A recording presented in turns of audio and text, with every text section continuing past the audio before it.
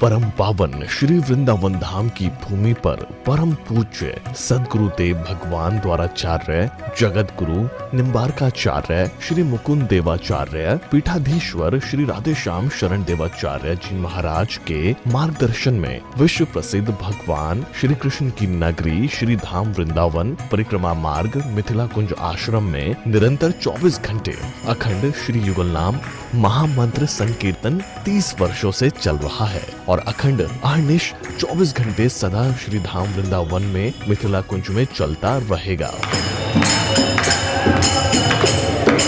आज विश्व भर में अनेकों मंदिर हैं, किंतु भागवत का कोई मंदिर नहीं है। तब हमारे पूज्य गुरुदेव के भजन संकल्प से ये भाव जागा कि श्री धाम वृंदावन में एक अलौकिक भागवत मंदिर बने, जिसमें वृंदावन आने वाले सभी भक्तगण एक साथ संपूर्ण भागवत श्लोक का दर्शन कर सकें। सदगुरुदेव के इस भाव को साक्षात करने के लिए विश्व में प्रथम बार श्री धाम वृंदावन मिथिला कुंज आश्रम में श्रीमद् भागवत महापुराण के 18,000 श्लोक शिलालेख लिखित भव्य दिव्य श्रीमद् भागवत महापुराण मंदिर बनने जा रहा है। आप सब भी इस दिव्य भागवत मंदिर में अपना तन मन धन से सहयोग कर श्री धाम वृंदावन में अक्षय पुण्य प्राप्त करें। एक श्लोक शिलालेख की सेवा राशि मात्र 5100 रुपए है, जिसमें आपके नाम से एक श्लोक शिलालेख पर लिखा जाएगा। इसी प्रकार से आप 2 श्लोक की दान राशि 11,000 रुपए, 5 श्लोक की दान राशि 25,000 रुपए, 11 श्लोक की दान राशि 51,000 रुपए और 21 श्लोक की राशि है 1,01,000 रुपए देकर अनंत पुण्य के भागी बन सकते हैं। कहा गया है कलयुग केवल नाम आधारा। हम सब भी श्री धाम वृंदावन में अपने नाम से या अपने पूर्वजों के नाम से या घर में समस्त विघ्न बाधाओं को दूर करने के लिए श्री धाम वृंदावन में अखंड संकीर्तन कराने का अलौकिक पुण्य प्राप्त कर सकते हैं। साथ ही आपके द्वारा प्रदान किया गया सेवा राशि से हरि नाम संकीर्तन के साथ साथ संतों का भोजन एवं गौ माता के लिए गौग्रास समर्पित किया जाएगा। आप निम्न राशि प्रदान कर सदस्यता ग्रहण कर सकते हैं। एक दिन का संकीर्तन राशि मात्र 1,500 रुपए, एक माह का संकीर्तन राशि मात्र 15,000 रुपए, 12 माह की संकीर्तन राशि मात्र 21,000 रुपए से आपके नाम से निरंतर अखंड श्री युगल नाम हरि नाम संकीर्तन के साथ साथ साल के 12 माह में 12 दिन 12 संतों का भोजन गौग्रास आदि सेवाएं आपके मरणोपरांत भी चलते रहेंगे। अतः आप एक छोटा सा संकल्प लेकर हमसे जुड़ सकते हैं और श्री धाम वृंदावन मिथिला कुंज आश्रम में आप आजीवन सदस्य रहेंगे। आप वृंदावन में जब भी आएंगे तो आपके रहने की निशुल्क व्यवस्था रहेगी।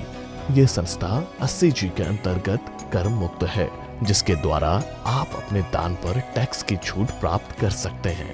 आपके दान राशि की रसीद आपको बाय पोस्ट संस्था द्वारा भेजी जाएगी।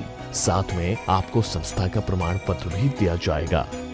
आइए हम सब मिलकर इस दिव्य भागवत मंदिर में अपना तन मन धन से सहयोग कर श्री धाम वृंदावन में एक अलौकिक भागवत श्लोक मंदिर का निर्माण करें। अधिक जानकारी के लिए संपर्क करें और मिथिला कुंज आश्रम से जुड़ने के लिए फेसबुक, यूट्यूब और इंस्टाग्राम मिथिला कुंज ऑफिशियल पेज को फॉलो करें। बहुत प्रेम थे धर्मराज युधिष्ठिर भीमसेन अर्जुन नकुल सहदेव से। कहा अब मैं इसे क्या दूं? मैंने तो इनके पक्ष में युद्ध भी नहीं किया। ये क्या जाने मैं युद्ध कौरवों के पक्ष में क्यों गया।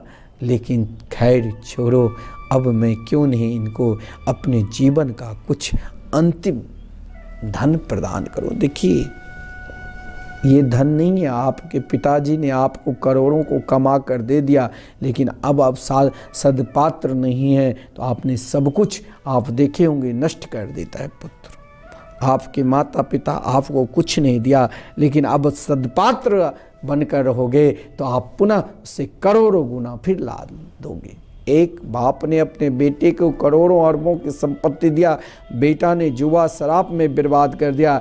एक बाप ने अपने बेटों के लिए कुछ नहीं रखा, सामने ठाकुर जी गोपाल जी को रखा और जब जाने लग गए तो कहा, बेटा इन झोली माला से तुम भी भगवान का नाम जाप करो। मैं वो धन देकर जा रहा हूँ कि भगवान की प्रतिज्ञा है, जो भक्त मेरी शरण में आते हैं उसे मैं इहलोक और परलोक दोनों सुख प्रदान करता हूँ। अरे मेरे प्रिय पुत्र, चाहे कुछ हो जाए लेकिन तुम भगवान के भजन में निष्ठा नहीं छोड़ना। मैं यही कहता हूँ भैया, तुम भगवान के भजन करो और देखो फिर शक्ति। आज पितामह भीष्म सामने श्री कृष्ण विराजमान हैं, लेकिन प्रभु को हृदय में बिठाकर जब नेत्र भी खोले तो उन पांडवों यही है। एक गुरुदेव अपने शिष्य पर प्रसन्न हो जाता है तो शिष्य को चाहते हैं कि मैं इनको सर्वस्व दे दूं, तो क्या मठ मंदिर नहीं, जिस भजन में मैं आनंद ले रहा हूं वही भजन का स्वरूप अपने शिष्य को बता देते। एक पिता अपने पुत्र की सेवा भाव देखकर, देखिए सेवा की भाव भी 3 प्रकार के होता है। आजकल सेवा की भाव भी, सेवा की भाव नहीं, सेवक की भाव नहीं, नौकर लोग क्यों बोलता है, पहले सेवक बोलता था क्योंकि उनके अंदर सेवा की भाव था। अब नौकर क्यों बोलता है जानते हो? नौकर इसीलिए बोलता है क्योंकि उसके अंदर सेवा भाव नहीं है। सेवा की भाव 3 प्रकार के होता है। चाहे आप भगवान की सेवा कर रहे हो, चाहे आप अपने गुरुजन की सेवा कर रहे हो, चाहे आप अपने माता पिता की सेवा कर रहे हो, चाहे एक पत्नी अपने पति की सेवा कर रही हो, चाहे संतान पुत्र माता पिता की सेवा कर रहे हो। सेवा का 3 ही भाव दिया है, उत्तम मध्यम अधम। उत्तम यह है जो सेवा भाव आपके हृदय में है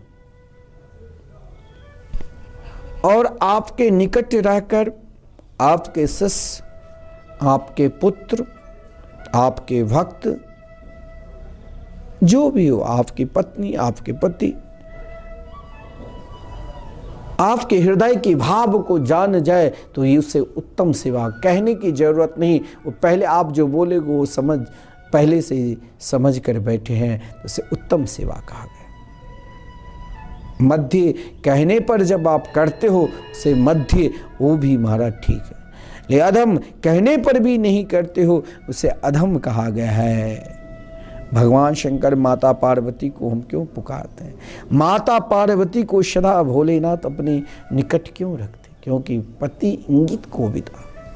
माता पार्वती ने सदा भगवान शंकर की अंतःकरण की सेवा भाव को जान जाती थी। अंतःकरण में आज भोलेनाथ को क्या भोग खिलाना है, क्या भोग लगाना है, क्या वो माता पार्वती जान जाती थी। अंतःकरण की जब आपके हृदय में सेवा भाव उत्पन्न रहेगा, अंतःकरण की भाव रहेगा, तो सामने वाला सोचेंगे कि इसे मैं क्यों नहीं अपने जीवन का अलौकिक चीज, अपने जीवन का सर्वश्रेष्ठ समर्पित कर दूं। आज समाज में पति पत्नी में भी प्रेम क्यों नहीं रहता? पति ने अपनी पत्नी से कुछ कह दिया तो पत्नी ने कहा अगर तुमने हमारी बात नहीं मानी तो हमसे अलग हो जाओ। बस अलग। हमारी संस्कृति में, हमारे सनातन धर्म परंपरा में जोड़ना सिखाया है, बल्कि तोड़ना नहीं। हम विश्वास करते हैं, हम संबंध जोड़ते हैं, हम संबंध को समर्पित करते हैं, लेकिन समाज में आजकल महाराज तोड़ने का संबंध जोड़ा है। घर परिवार में अगर एकता है तो सामने वाले वहाँ अपनी चालाकी से उसे तोड़ना चाहते हैं। ये हर जगह है। साधु संतों में भी, पहले संतों में कितना एक दूसरे के आश्रम मठ मंदिर के प्रति क्या था।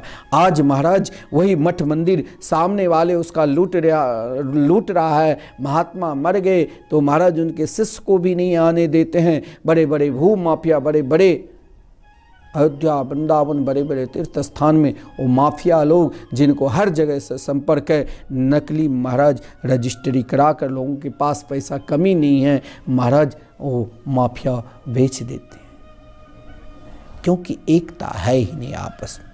पहले संतों में वो एकता थी, वो प्रेम था, जो हम लोगों की समाज में कोई बात होती थी तो समाज सब खड़े हो जाते थे। अब महाराज सब एक दूसरे से अलग है। सामने वाले मठ मंदिर अगर नष्ट हो रहा है तो हमें क्या मतलब। अगर उन्हीं में से एक दो चार ऐसे हो जाते हैं, उन माफियाओं से मिलकर, उनको भी वही धन चाहिए, रुपया चाहिए, तो क्या एकता के नहीं होने के कारण एक दूसरे को नष्ट हो रहा है। यह हर जगह यही है।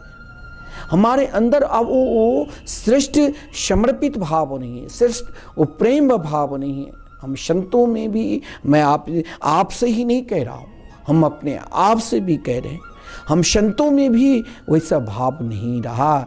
बड़े बड़े मठ मंदिरों में चाहे कोई यही दुष्ट लूट रहा है, चाहे माफिया उनको ले रहा है, तो अच्छा हुआ, अब वो हमसे तो छोटा ही रहेगा, हमसे बड़ा नहीं। ये छोटा और बड़ापन ही हमारे देश को बर्बाद करता है, ये छोटा और बड़ापन ही हमारे घर को बर्बाद करता है, ये छोटा और बड़ापन ही हमारे समाज को अलग करते हैं। लेकिन हमारे परमात्मा सभी को जोड़ने के भाव दिखाया। मैंने आपसे ही कहा कि आजकल पति पत्नी में भी वो प्रेम नहीं है, तुरंत अलग। बहुत लोगों में आजकल आप देख, हर जगह ये समाचार में सूचना मिलती है, अमुक की शादी हुआ कल टूट गई। इससे हमें हमारे अंदर उत्तम भाव नहीं है, इसे जोड़ना चाहिए। इसके लिए तभी जुड़ेगा जब आप भगवान के भजन करोगे। अगर आप आज से ही घर में कम से कम 1 घंटा नित्य युगल नाम महामंत्र राधे कृष्ण कृष्ण कृष्ण राधे राधे, राधे श्याम श्याम श्याम राधे राधे, हरिनाम संकीर्तन, या आपको जिस इष्ट से अपना प्रेम है उनका नाम का स्मरण करिए और देखिए घर का क्या आनंद है, शांति है। पितामह भीष्म ने यही तो कहा धर्मराज युधिष्ठिर से कि मेरे प्रभु तुमको समझाया, जब आपके अंदर ये भाव ही नहीं रहेगा, सेवा भाव, तो भगवान आकर भी समझावे तो नहीं समझ पाओगे। लेकिन पितामह भीष्म ने कहा आप कोई अन्य, आप तो प्रभु के परम भक्त हो। इसीलिए महाराज पितामह भीष्म बाण की सज्जा पर पड़े हुए हैं, रोम रोम से श्री कृष्ण नाम निकल रहे हैं, तब भी पितामह भीष्म आज पांडवों से यही कहा। भैया, पितामह भीष्म ने कहा पांडवों से, कहते हैं अरे पांडव के पुत्रों, मेरे जीवन का अंतिम उपदेश सुन लेना। मैं तुम्हें अपने जीवन का अंतिम उपदेश सुना रहा हूं, जिसको तुमने अपना सारथी मान रखा है, जिसे तुमने अपना सखा मान रखा है, जिससे तुमने अपना मित्र मान रखा है। ध्यान देना, वो कोई तुम्हारी सारथी नहीं, तुम्हारे मित्र नहीं, तुम्हारे सखा नहीं, ये तो बहुत लीलाधारी है। इन लीलाधारी को पहचानना कोई सरल बात नहीं। इन लीलाधारी को पहचानना तो संत की कृपा ही होगी। और आज हमारे पूज्य गुरुदेव जैसे नाम जापक, जिसने एक ही पूजा करो, एक ही ध्यान करो, एक ही तप करो, केवल हरि नाम संकीर्तन, युगल नाम महामंत्र संकीर्तन, प्राय जहाँ भी रहते हैं नाम जरूर भगवान नाम चलते हैं। और आपको बहुत सुंदर शुभ अवसर मिला है इन संकीर्तन में, श्रीधाम वृंदावन में जो निरंतर चल रहे हैं, इसमें आप अपना सहयोग, एक दिन का संकीर्तन कराओ, और आपके अपने भाव है एक माँ की आजन्म मरणोपरांत अपने नाम से चलाओ। क्योंकि संत हर हमेशा प्राणी मात्र को भगवान से जोड़ने के लिए चाहे जो भी हो हर कष्ट को सहन कर लेंगे। मैं महाराज बहुत लोग कहते हैं अयोध्या के संत क्यों आते हैं, मेरे वृंदावन के संत, हरिद्वार में संत, काशी में संत, ये सब क्यों आपके यहाँ आते हैं? आपको जोड़ने के लिए, आपसे भिक्षा लेने के लिए, आपको भगवान से जोड़ने के लिए। किसी भी प्रकार के आप दान देकर भगवान से जोड़ो। आप दान देते हो तो अपना धन को पवित्र करते हो। आप वाणी से बोलते हो भगवान के नाम तो अपने अंतःकरण की शुद्धि करते हो। संत आपके अंतःकरण को शुद्धि करने के लिए उनके अंतःकरण तो शुद्धि हो चुके, वो आप श्रवण करोगे। पितामह भीष्म ने यही कहा, मैंने जिस प्रकार शुद्ध अंतःकरण आपको दिया और आपने हमें दिया, वही अंतःकरण मैं आपको समर्पित करना चाहता हूँ। फिर संत महाराज जिस दिन वैराग्य दीक्षा लेते हैं, जिस दिन गुरुदेव से वैष्णवी दीक्षा के उपरांत वैराग्य दीक्षा लेते उसी दिन वो तो अपने अंतःकरण को प्रभु में लगा दिया। आप कहेंगे कि फिर मठ मंदिर बना क्यों रहे हो? मठ की स्थापना आचार्य परंपरा की है, उनका कर्तव्य है। अगर आप घर द्वार छोड़कर, दो परंपरा, वह एक वास्तविक एक व्यवहार, आप घर द्वार छोड़कर जंगल में रहे हैं, जंगले में ही आपको संत मिले, तब तो आपको वहीं पर रहना चाहिए। लेकिन एक संत भगवान की जैसे दो लीला है, एक वास्तविक और एक व्यवहारिक लीला में ये मठ मंदिर, ताकि आप किसी तरह भगवान से जुड़े, यही उद्देश्य रहता है। इन उद्देश्य में आपको परिश्रम करना पड़ेगा, सभी के पास जाना पड़ेगा। भगवान की प्रतिज्ञा है, पादमेकं न गच्छामि त्यक्त्वा वृंदावनम मुने, मैं वृंदावन की छोड़ कर कभी जाता नहीं। फिर भी भगवान कंस को मारने के लिए गए ना मथुरा, फिर भी भगवान द्वारका गए ना, फिर 16,108 विवाह किए ना, फिर भगवान महाभारत के युद्ध हुआ, उसमें अर्जुन पांडवों को विजयश्री दिलाए ना, फिर भगवान अपने दिव्य धाम गए। तो ये सब व्यवहारिक लीला है। और वास्तविक आज भी आप वृंदावन में आओगे और वृंदावन में आपके हृदय में भगवान नाम के प्रति निष्ठा है, तो नाम भगवान एक दिन वही जो प्रेम ले रहा है, जिन लीलाओं को बड़े बड़े रसिक जन, बड़े बड़े नाम जापक साधु संत दर्शन करते रहते हैं, उन्हें नित्य निकुंज लीला में आपको प्रवेश करे होगा। लेकिन इसके लिए आपको भगवान के होना पड़ेगा। पितामह भीष्म ने यही कहा अर्जुन, धर्मराज युधिष्ठिर से, भीमसेन, अर्जुन, नकुल, सहदेव से, भैया तुम इसे पहचान लो, ये कोई नहीं तुम्हारा सारथी है, ना कोई मित्र है, ये बहुत बड़े लीलाधारी है।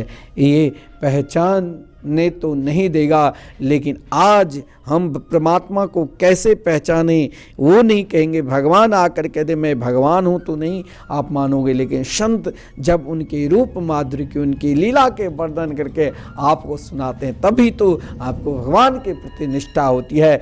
भीष्म पितामह ने ये कहा, ये नहीं पहचानने देंगे, लेकिन आज मैं दावा के सही संत ही करा सकता है, संत ही परमात्मा से मिला सकता है। ये कार्य संत में ही हैं। वो तो बड़ी नटखटिया मेरे गोपाल, वो तो बड़ी नटखटिया है, वो पहचानने नहीं देगा तुम लोगों को। साक्षात आज भीष्म पितामह कह रहे हैं, जिसे तुम अपना मित्र सखा सारथी मान रखे हो, ये साक्षात परमात्मा है, श्री कृष्ण है, भूल मत कर लेना। अगर तुमने अभी तक नहीं पहचाना तो आज पहचान लो। आहा, भीष्म पितामह के हृदय में क्या प्रेम है पांडवों के प्रति। ये बड़ा दयालु है मेरे गोविंद, बड़ा कृपालु है। देखो मैंने सोचा था, मुझे पता नहीं कि ये दक्षिणायन की समय है या उत्तरायण की। मैंने तो केवल सोचा कि उत्तरायण में अपने प्राण को त्याग करूंगा, क्योंकि भीष्म पितामह के इच्छा मृत्यु के वरदान हैं। परंतु मैंने उत्तरायण की प्रतीक्षा कर रहे थे, आज उत्तरा के गर्भ में जिसने रक्षा की वही मेरे निकट, मैं चल नहीं सकता था लेकिन वही आज हमें दर्शन देने के लिए मेरे निकट आ गए। भीष्म पितामह ने कहा, देखो वो कितने बड़े दयालु है, कितने बड़े कृपालु है, जो आज अपने परम प्रिय भक्त के लिए स्वयं आ गए। हे पांडवों के पुत्र, इन्हें आप पहचानो। भीष्म पितामह संत अंतिम स्थिति तक भी हम सभी को यही उपदेश देते हैं कि हमें भगवान के मंगलमय नाम के शरण लेना चाहिए, नाम को पहचानना चाहिए। बिना भगवान नाम के शरणागति से हमें कल्याण नहीं होगा। भीष्म पितामह ने प्रभु की सुंदर स्तुति की। पुनः महाराज पांडवों को बहुत उपदेश भी किया, दान धर्म, राजधर्म, मोक्ष धर्म, अनेक धर्मों का उपदेश किया। भीष्म पितामह ने अब एक मास से कृष्ण की ओर देखने लग गया। कहा, हे दयालु, हे मेरे गोविंद, आज तक आपने बहुत प्रतीक्षा कराई।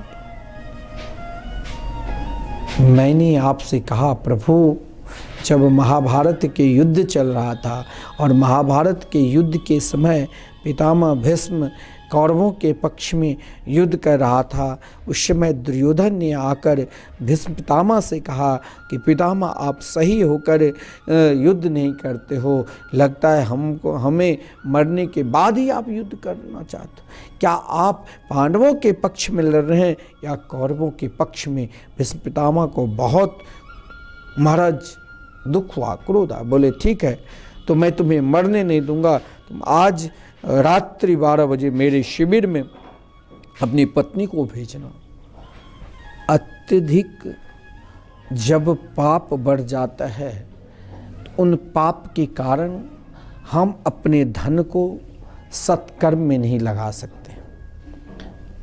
अत्यधिक पाप होने के कारण हम भगवान के निकट नहीं पहुंच सकते हैं। अत्यधिक महाराज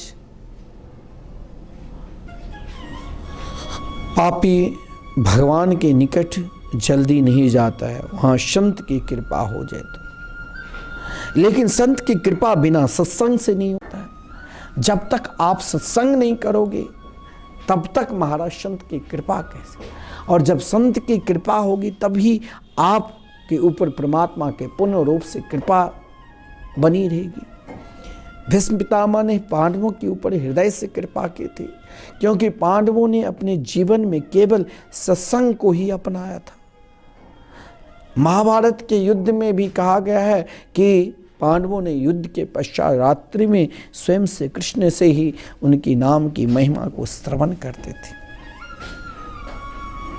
कभी पितामह भीष्म के निकट जाकर, तो कभी द्रोणाचार्य के निकट जाकर, कभी कृपाचार्य के निकट जाकर महाराज पांडवों ने सत्संग क्या करते थे।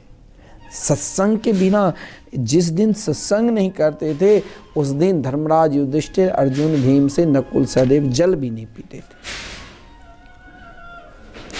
तो भीष्म पितामह ने दुर्योधन से तो कहा कि अपनी पत्नी को मेरे शिविर में भेज देना, परंतु जो अत्यधिक पापी होता है उसके बात बात में शंका हो जाती, और उस शंका के लिए ही महाराज हर हमेशा ध्यान रखता है। भगवान से कृष्ण ने कहा, दुर्योधन ये तो क्या कर रहे हो, रात्रि 12 बजे अपनी पत्नी को भेजने वाले हो? पितामह भीष्म के बाद बोले, मैं नहीं भेजूंगा। बोल दिया, उससे क्या, मैं रात्रि में अपनी पत्नी भानुमति को रात्रि के समय भेजूं? उनको ये, वो पापी था, उनको ये पता नहीं भीष्म पितामह तो अखंड ब्रह्मचारी है। उनको ये पता नहीं भीष्म पितामह ने धरातल पर जितने भी स्त्री का स्वरूप दिखा आदि शक्ति जगदम्बा के रूप में ही पहले नमन करता था, तब भी चाहे उनकी माता भी क्यों ना हो तब भी बात करते थे। लेकिन वो अत्यधिक पापी था। उसने अपनी पत्नी को नहीं भेजा, परंतु उससे कृष्ण ने कहा, द्रौपदी चलो, बहुत सुंदर समय है। द्रौपदी जो श्री कृष्ण के लिए अपने जीवन दे चुकी थी, हर पल हर क्षण एकमात्र से कृष्ण के ही नाम के स्मरण करती थी। द्रौपदी तुरंत तैयार हो गई। द्रौपदी को भगवान ने कहा, चलो मैं आज पितामह भीष्म के शिविर में ले जाना चाहता हूँ। द्रौपदी कुछ नहीं बोली, चल दी। लेकिन शिविर के निकट पहुंचने वाली थी। द्रौपदी जो पादुका पहन रखी थी, उन चरण पादुका की आवाज़ सुनते, आहट सुनते भीष्म पितामह जान जाते थे कि द्रौपदी कोई क्षमाशील युक्त साक्षात नारी थी। द्रौपदी जैसे सम्मानशील युक्त नारी कोई नहीं हो सकता।